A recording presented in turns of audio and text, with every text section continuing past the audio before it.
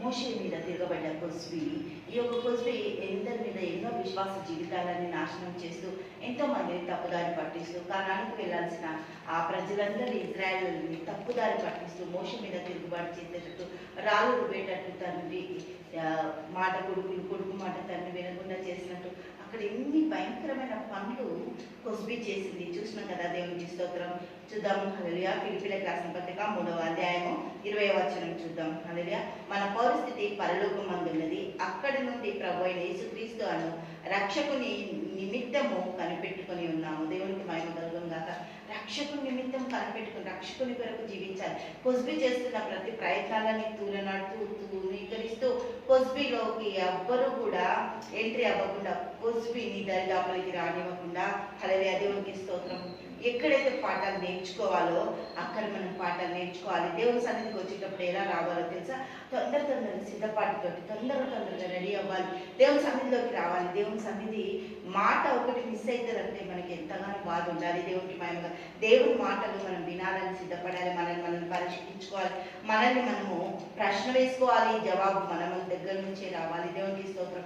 మనం ఎంతైతే ప్రశ్నించుకుంటాం, నేను కరెక్ట్ ఉన్నానా, నేను కరెక్ట్గా వెళ్తున్నానా, నేను కరెక్ట్గా చేస్తున్నా, నేను కరెక్ట్గా అన్ని పొందుకుంటున్నానా అని దేవుని సన్నిధిలో మనం ఎప్పుడైతే ప్రశ్నించుకుంటామో, మన ప్రవర్తన సరి చేసుకుంటామో దేవాది దేవుడు ఆ ప్రవర్తనకి తగ్గ ఫలం ఇస్తాడు. చూద్దాం దావీదు ఏ విధంగా తనను తాను సరి చేసుకుంటున్నాడు. కీర్తనలు 139వ అధ్యాయము 3వ వచనం చూద్దాం. నా నడకను నా పడకను నీవు పరిశీలన చేసి ఉన్నావు, నా చర్యలన్నిటినీ నీవు బాగుగా తెలుసుకొని ఉన్నావు. దేవునికి స్తోత్రం. నా నడకను నా పడకను పరిశీలన చేసుకొని ఉన్నావు, నా చర్యలన్నిటినీ బాగుగా తెలుసుకొని ఉన్నావు. ఒకవేళ నువ్వు అన్నీ తెలుసుకున్నావు, అన్నీ తెలుసు, నీకు ఆయాసకరమైనది ఒకవేళ నా దగ్గర ఉందా పరీక్షించుకోవాలి. దేవుడికి వ్యతిరేకమైనది ఏదైనా అలవాటు ఉందా, దేవుడికి వ్యతిరేకమైన మాటలు ఉన్నాయా, దేవునికి వ్యతిరేకమైనది ఏదైనా మన జీవితాలలో పనిచేస్తుందా, వాటన్నిటిని కూడా మనం ఏం చేయాలంటే దేవునికి మహిమ కలుగుందాక దూరంగా పారవేయాలి. హల్లెలూయా. దేవునికి స్తోత్రం. కీర్తనలు 139వ అధ్యాయము 24వ వచనం చూద్దాం ఒకసారి. దేవునికి మహిమ కలుగుందాక.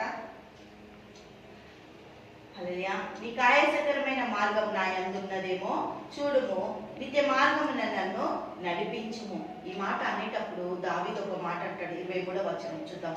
హల్లెలూయా. దేవా, నన్ను పరిశోధించి నా హృదయమును తెలుసుకొనుము, నన్ను పరీక్షించి నా ఆలోచనలను తెలుసుకోము. ఆలోచనలు తలంపులు అన్నింటినీ కూడా దేవుడికి అప్పగించాలి.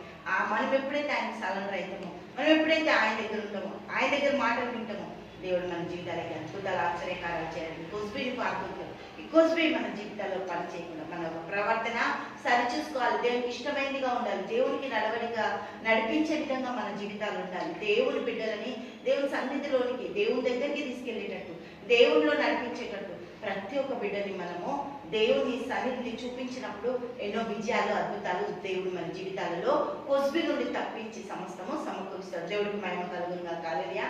తండ్రి యేసానికి మన స్తోత్రాలు, గొప్పది అద్భుతకర ఆశ్చర్యకర నీకే స్తుతులు స్తోత్రాలు చెల్లిస్తున్నాం తండ్రి. అన్ని రంగాల నీ బిడ్డలను ఆశీర్వదించు, దీవించు, సహాయత దయచేయి, నీ కృపని బట్టి ధన్యత దయచేయి. యేసు నామములో ప్రార్థిస్తున్నాము తండ్రి. ఆమేన్, ఆమేన్, ఆమేన్.